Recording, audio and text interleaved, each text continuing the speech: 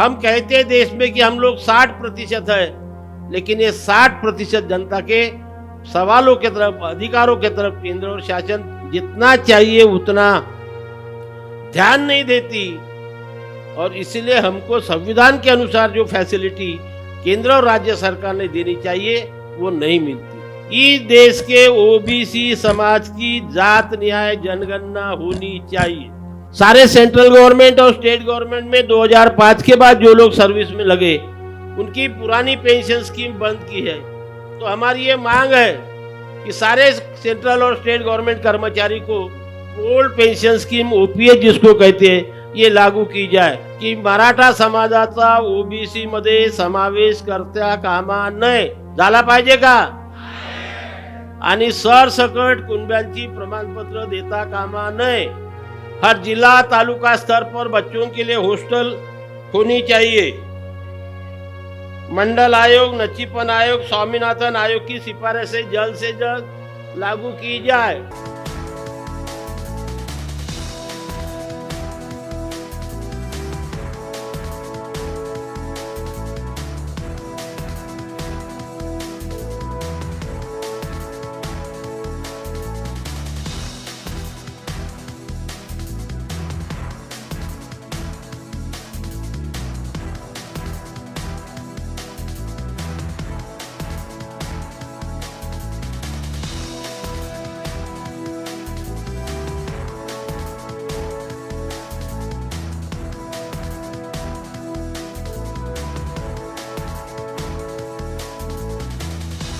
आप सभी लोग इससे अवगत है कि ये राष्ट्रीय ओबीसी महासंघ पूरे देश में ओबीसी समाज के लिए कार्यरत सारी संगठनाएं, सारे इंडिविजुअल्स, इनको संगठित करके ओबीसी समाज की आवाज़ पूरे देश में बुलंद करने का काम और आवाज़ बुलंद करके भारतीय संविधान के अनुसार हमें जो न्याय, हक, हमें जो सुविधाएं केंद्र और राज्य सरकार ने देनी चाहिए वो मिलाने के लिए पूरे देश में हम लोग घूमते हैं, काम करते हैं और ओबीसी को इकट्ठा करने का काम करते हैं। हमारा पहला अधिवेशन नागपुर में हुआ, दूसरा दिल्ली में हुआ, जिसके स्वागताध्यक्ष आज के हमारे उद्घाटक माननीय नामदार हंसराज जी है। जब वो कैबिनेट मिनिस्टर थे, होम मिनिस्टर थे, वो खुद हमारे स्वागताध्यक्ष थे। तीसरा अधिवेशन बम्बई में हुआ और जब वो हंसराज अय्यर जी जब स्वागताध्यक्ष थे, मुझे यहाँ कहते हुए खुशी होती है कि उन्हीं के पुढाकार से आज जिस national commission for backward class ये ऑर्गेनाइजेशन के वो अध्यक्ष है, उसको स्टॅट्युटरी दर्जा, वैधानिक दर्जा उन्हीं के पुढाकार से, वो त्यांनी पुढाकार घेतला 17च्या अधिवेशनामध्ये और उसी के कारण उसको स्टैट्यूटरी स्टेटस मिला। आज जिसके अध्यक्ष वो खुद है। बाद में हमारा तीसरा अधिवेशन बम्बई में हुआ, चौथा हैदराबाद में हुआ, पांचवा और छठा ऑनलाइन करवाए कोरोना के वजह से, सातवां फिर दिल्ली में किया, आठवां तिरुपति में किया, आंध्र प्रदेश में केशना शंकरा राव आज यहाँ आए हुए हैं, वो वहाँ के स्वागताध्यक्ष थे। और अभी ये 9वां अधिवेशन अमृतसर में इस गुरु नानक देव यूनिवर्सिटी के इस गोल्डन जुबली सेलिब्रेशन हॉल में हम लोग आज यहाँ करा रहे हैं। और ये जो 8 अधिवेशन हमारे संपन्न हुए, मुझे यहाँ पे कहते हुए गर्व होता है कि हमने जो एकता इस 8 अधिवेशन के माध्यम से दिखाई, आज यहाँ पर पूरे देश के कोने कोने से जो लोग यहाँ पर आए हुए हैं हमारे ओबीसी समाज के, ये हम लोगों ने जो ये एकता दिखाई है और ओबीसी का आवाज़ बुलंद करने का काम किया है, उसका परिणाम ये हुआ कि केंद्र सरकार को वो भी हमारी दखल लेना पड़ता और राज्य सरकार को भी हमारी दखल लेना पड़ता। और इसलिए आज तक 48 गवर्नमेंट जीआर हम लोगों ने केंद्र और राज्य सरकार से निकलवाए, जिसका बेनिफिट हमारे ओबीसी समाज के स्टूडेंट्स, यूथ और आम आदमी को हो रहा है। लेकिन अभी भी हमारी पूरी मांगे पूरी नहीं हुई। हम कहते हैं देश में कि हम लोग 60% है, लेकिन ये 60% जनता के सवालों के तरफ, अधिकारों के तरफ केंद्र और शासन जितना चाहिए उतना ध्यान नहीं देती, और इसीलिए हमको संविधान के अनुसार जो फैसिलिटी केंद्र और राज्य सरकार ने देनी चाहिए वो नहीं मिलती। वो मिलाने का हमारा प्रयास है। हम कॉन्स्टिट्यूशन के बाहर कुछ भी नहीं मांगते। जो कॉन्स्टिट्यूशन कहता है उसका मुताबिक हम ओबीसी समाज को न्याय मिलना चाहिए और मिलना चाहिए, यही हमारी मांग है। और इसी को लेकर अभी आने वाले दिनों में हम कौन से सवालों को लेकर ये अधिवेशन में चर्चा करने वाले, क्या मंथन करने वाले। आज यहाँ पर मेंबर ऑफ पार्लियामेंट बैठे हुए, विधायक बैठे हुए, और बड़ी खुशी की बात है कि national commission for backward class के चेयरमैन और उसके सदस्य भी उनके साथ आए हुए हैं। जो बॉडी हमारे कुछ अधिकार का रिकमेंडेशन सेंट्रल गवर्नमेंट को कर सकती है, और इनके रिकमेंडेशन के कारण हमें वो सुविधाएं केंद्र सरकार, राज्य सरकार दे सकती है। ऐसी उस पर आज हम यहाँ पर मंथन करने वाले हैं। तो जिसमें से हम आज 30 रिजोल्यूशन यहाँ पर रखने जा रहे हैं। इन मेहमानों के सामने रखता हूँ, बाकी का भाषण मैं नहीं करता क्योंकि थोड़ा समय ज़्यादा हो चुका है। अगर आपको मान्य है तो आप हाँ बोलेंगे, मान्य नहीं है तो आप ना बोलेंगे, और वो रिजोल्यूशन हम यहाँ पर पारित करेंगे। हमारी अयर साहब और सभी अतिथिगणों से विनती कि पहली जो हमारी डिमांड है कि सबसे पहले जल्द से जल्द इस देश के ओबीसी समाज की जात न्याय जनगणना होनी चाहिए या नहीं होनी चाहिए। तो जात न्याय जनगणना करके हमारी आंकड़ेवारी घोषित होनी चाहिए। रीज़न ये हो रहा है कि हम जब हमारे हक के लिए हाई कोर्ट या सुप्रीम कोर्ट में जाते हैं तो हाई कोर्ट या सुप्रीम कोर्ट में जो कहा जाता है कि पहली बार आपकी पॉपुलेशन क्या है, तो गवर्नमेंट बोलती है सेंसस नहीं है, और सेंसस ना होने के कारण सुप्रीम कोर्ट बोलते कि हम आपको कुछ न्याय नहीं दे सकते। इसलिए हमारे ओबीसी समाज का सेंसस होना चाहिए, ये हमारी दरखास्त है।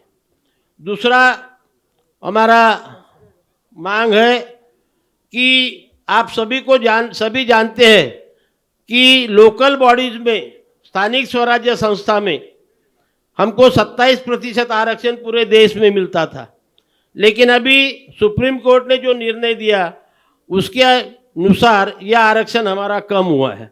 ये आरक्षण पूर्ववत करने के लिए संविधान में बदल करके, अमेंडमेंट करके, पुरानी तरह से हमें मिनिमम 27% या पॉपुलेशन के अनुपात में, लोक संख्या के प्रमाण में हमें रिजर्वेशन लोकल बॉडीज में गवर्नमेंट ने लागू करना चाहिए, और इसलिए कॉन्स्टिट्यूशन में अमेंडमेंट होना चाहिए। लोकल बॉडीज में 27% रिजर्वेशन चाहिए या नहीं चाहिए? मंजूर। उसके बाद हमारी आबादी 60% है। अभी बिहार ने तो प्रूव कर दिया, वहां पे 63% निकले हम लोग। तो ये हमारे 60%, मोर देन 60% वाले ओबीसी समुदाय के लिए ओबीसी मंत्रालय होना चाहिए या नहीं होना चाहिए? ये हमारा तीसरा रिजर्वेशन है कि सेंट्रल में हमें ओबीसी का मंत्रालय जल्द से शुरू किया जाए। सारे सेंट्रल गवर्नमेंट और स्टेट गवर्नमेंट में 2005 के बाद जो लोग सर्विस में लगे उनकी पुरानी पेंशन स्कीम बंद की है। तो हमारी ये मांग है कि सारे सेंट्रल और स्टेट गवर्नमेंट कर्मचारी को ओल्ड पेंशन स्कीम, ओपीएच जिसको कहते हैं, ये लागू की जाए। नेक्स्ट रिजोल्यूशन ये है कि आरक्षण में जो 50% की सीलिंग लगाई हुई है, ये सीलिंग जल्द से जल्द केंद्र सरकार ने हटानी चाहिए, और जो कास्ट को रिजर्वेशन का बेनिफिट नहीं मिलता उनको बेनिफिट देने का काम चाहिए। तो 50% की सीमा हटनी चाहिए या नहीं हटनी चाहिए? नेक्स्ट रिजोल्यूशन हमारा ऐसा है कि नॉन क्रीमिलियर की जो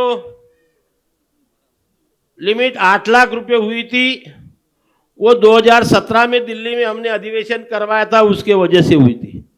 2017 के बाद अब तक ये लिमिट नहीं बढ़ाई गई। तो मेरी आप सभी लोगों से विनंती है कि ये लिमिट एक्चुअली उसकी प्रावधान ऐसा है कि हर 3 साल के बाद ये लिमिट बढ़ानी चाहिए। यानी 20 में बढ़नी थी, 20 के बाद 23 में बढ़नी थी 6, अभी 7वां साल चालू हो गया। तो हमारी पहली तो ये है कि ये अनकॉन्स्टिट्यूशनल है, उसको रद्द किया जाए नॉन क्रिमिनल को। लेकिन अगर उसको समय लगता है तो आज के घड़ी में ये लिमिट 20 लाख रुपए की जाए। 20 लाखापर्यंत लिमिट पाहिजे की नहीं। तीसरा, हमारा महाराष्ट्र राज्य के बारे में रिजोल्यूशन है। हमारे महाराष्ट्र में अभी जो झगड़ा चल रहा है, या एनसीबीसी के चेयरमैन और मेंबर बैठे हुए, मैं आप सभी लोगों के माध्यम से फिर से वो दोहराता हूं की मराठा समाजाचा ओबीसी मध्ये समावेश करता कामा नये, झाला पाहिजे का? आणि सरसकट कुणब्यांची प्रमाणपत्र देता कामा नये। हमारा नेक्स्ट रिजोल्यूशन है कि ओबीसी को प्रमोशन में रिजर्वेशन मिलना चाहिए। मिलना चाहिए या नहीं? हर जिला तालुका स्तर पर बच्चों के लिए हॉस्टल होनी चाहिए। मंडल आयोग, नचिपन आयोग, स्वामीनाथन आयोग की सिफारिशें जल्द से जल्द लागू की जाए। लागू होना चाहिए या नहीं? नेक्स्ट, ओबीसी के लिए लोकसभा और विधानसभा, पार्लियामेंट एंड असेंबली में रिजर्वेशन ओबीसी कम्युनिटी के लिए लागू होना चाहिए या नहीं होना चाहिए? ओबीसी समाज को तहसील कोर्ट, डिस्ट्रिक्ट कोर्ट से लेकर सुप्रीम कोर्ट तक जुडिशियरी में रिजर्वेशन नहीं है। तो जुडिशियरी में हर कोर्ट में तहसील से लेकर सुप्रीम कोर्ट तक रिजर्वेशन लागू होना चाहिए। होना चाहिए या नहीं होना चाहिए? नेक्स्ट, हमारे सारे ओबीसी के पितामह और हमारी माँ महात्मा ज्योतिराव फुले और सावित्रीबाई फुले को भारत रत्न मिलना चाहिए। मिलना चाहिए या नहीं मिलना चाहिए? देन हमारे ओबीसी समाज और सारे समाज के स्वास्थ्य की देखभाल सुविधा के साथ निःशुल्क गुणवत्तापूर्वक शिक्षा भी केंद्र सरकार ने प्रदान करनी चाहिए। Education and health are the priority of the human being, life of human being. तो अच्छी तरह से हेल्थ फैसिलिटी और अच्छे तरह का एजुकेशन केंद्र सरकार ने देना चाहिए। ये हमारी नेक्स्ट डिमांड है। आगे की नेक्स्ट डिमांड, महिला आरक्षण होना चाहिए, लेकिन उसमें ओबीसी के महिलाओं को भी अलग, उसी में अलग से सेपरेट से प्रोविजन होना चाहिए। प्राइवेट क्षेत्र में एससी एसटी को आरक्षण लागू होना चाहिए। ईडब्ल्यूएस के आरक्षण में ओबीसी का समावेश होना चाहिए। हमारे यहाँ वर्गीकरण की बात चल रही है। हमारा ये कहना है कि वर्गीकरण को हमारा विरोध नहीं, लेकिन आज क्या स्थिति है, जब तक सेंसस नहीं होता और सेंसस के अनुसार पॉपुलेशन में कितने कौन से जात को कितना रिप्रेजेंटेशन मिला, ये नहीं जाहिर होता, तब तक कि ये क्या बोलते डिसेंट्रलाइज नहीं होना चाहिए। ऐसा हमारा ओबीसी का कहना है कि वर्गीकरण करने के लिए व्हाइट पेपर सरकार ने डिक्लेयर करना चाहिए। हमारा देश किसानों के भरोसे चलता है, तो इसलिए ओबीसी वर्ग के किसान के लिए 60 साल की उम्र के बाद पेंशन योजना लागू होनी चाहिए। होनी चाहिए ना? केंद्र और राज्य सरकार के कर्मचारियों का जो भी, अभी केंद्र में 1 लाख को ऊपर पोस्ट वैकेंट है, हर राज्य में 1 लाख के ऊपर पोस्ट वैकेंट है। ये पूरी वैकेंट पोस्ट का बैकलॉग स्पेशल ड्राइव करके केंद्र सरकार ने भी और राज्य सरकार ने भरना चाहिए, और बाद में ओपन लोगों का भरना चाहिए। हमारा बैकलॉग तो पहले पूरा करो। वर्गीकरण की बात कर रहे और बैकलॉग पूरा नहीं हो रहा, तो बैकलॉग भरना चाहिए।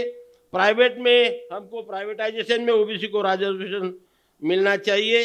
हमारे ओबीसी किसानों को जिस तरह से एससी एसटी किसानों को 100% सब्सिडी मिलती, उसी तरह से ओबीसी किसानों को 100% सब्सिडी मिलना चाहिए।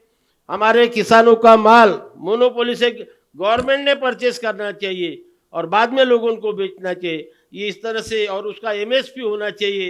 ये योजना केंद्र सरकार ने शुरू करना चाहिए। हमारे ट्राइबल एरिया में ओबीसी के जो फार्मर्स है ट्राइबल एरिया में, उनको 3 पीढ़ियों का पुरावा मांगते हैं। कहाँ से लाएंगे? तो ये कंडीशन हटनी चाहिए। स्मार्ट ग्राम योजना लागू होनी चाहिए। महात्मा ज्योतिराव फुले का समग्र साहित्य 10 रुपये में उपलब्ध होना चाहिए।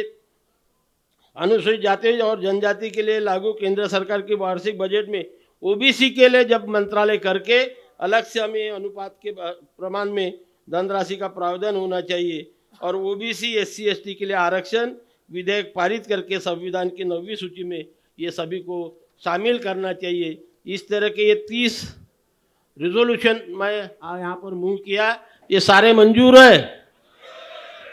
तो मेरे यहाँ विराजमान सभी अतिथियों से निवेदन है कि हमारे ये प्रश्न इस ठहराव के प्रारूप में जो आपको हम देंगे, आप लोकसभा में रखकर केंद्र सरकार से हमारी यह मांगे पूरी करने के लिए हमें मदद करेंगे, ऐसी उम्मीद आपसे करता हूं।